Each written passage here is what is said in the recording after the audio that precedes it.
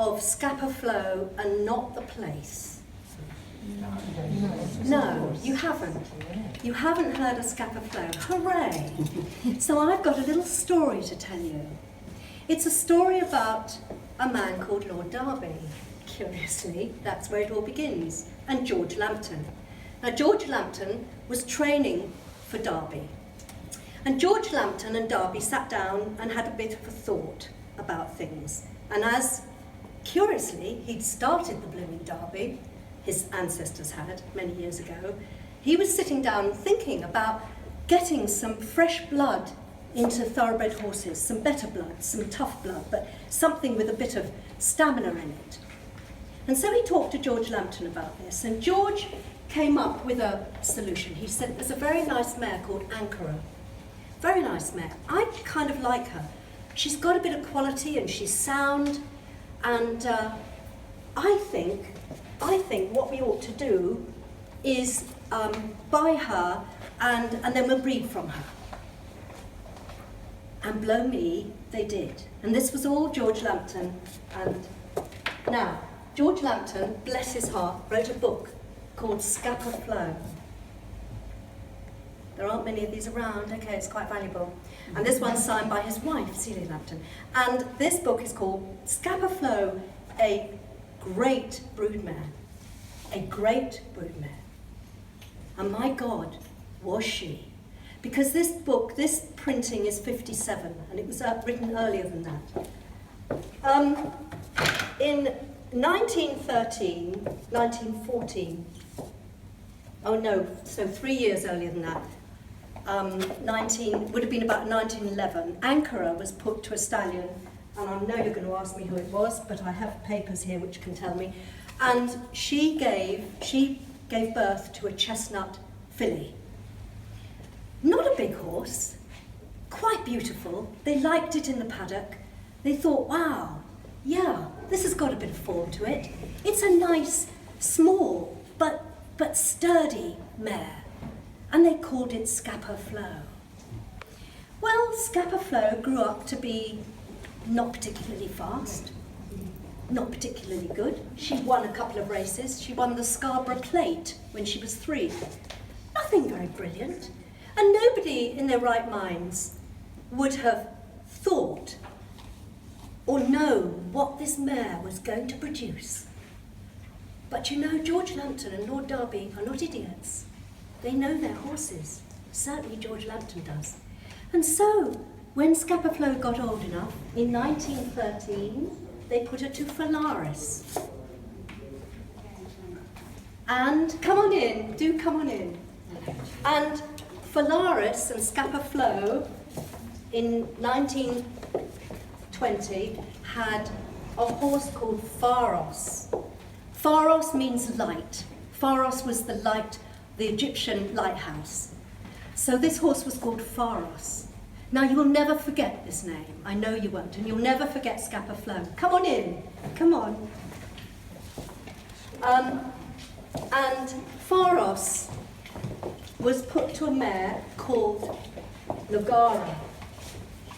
We're getting very close now to stuff that some of you will know very well, because their offspring was called Nyarko. Nyarko is one of the greatest racehorses ever. And Tessio talks endlessly about Nyarko in breeding the racehorse. This book is just, I used to work for Joe Allen's in London, in the Horseman's Bookshop. I used to sell hundreds of these. This book is a Bible for horse breeders. It's got the most wonderful stuff in it. And I'm just going to, and in fact I think there's a quote from it on the wall in the racecourse about there not being anything except the winning post at Epsom to judge a horse by. Something like that. That was written by Tessio. He says here, Nyarko's success at stud is too well known to require more than a passing mention.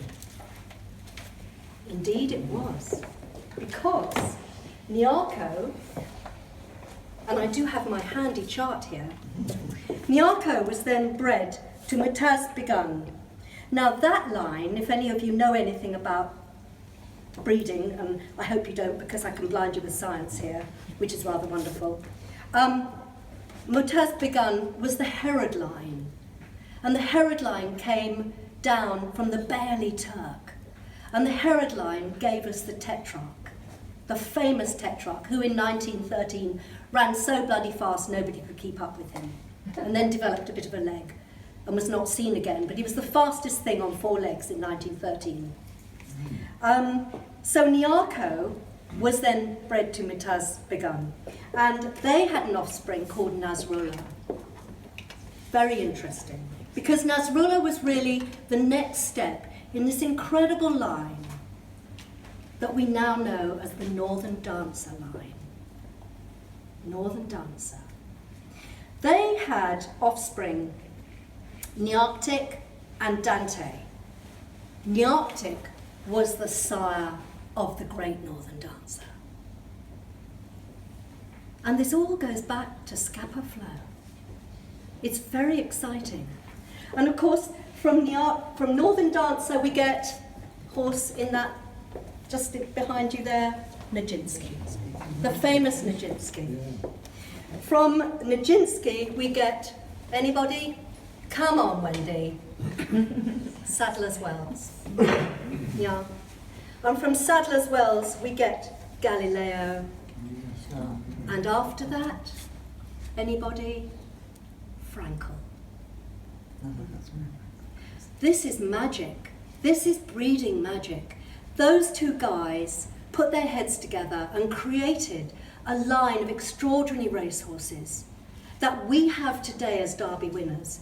Now, I can confuse you totally by saying Hampton is part of that line. He's in this exhibition too.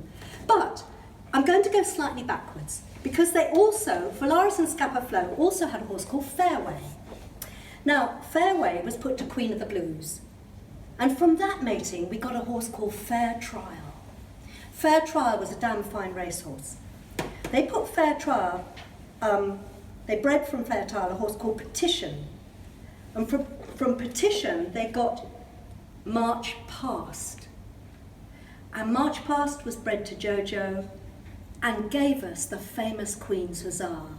Does anybody know who was the son of Queen's Hussar? Any of you? Brigadier Gerard.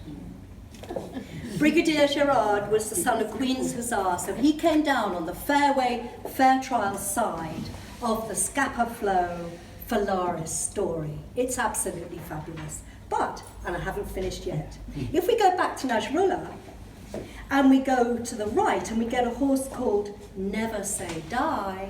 Anyone remember Never Say Die? Yes. Okay. Never Say Die. From Never Say Die we get Red God. From Red God we get the famous Blushing Groom. Northern Dancer line, Scapa Flow and Phalaris line.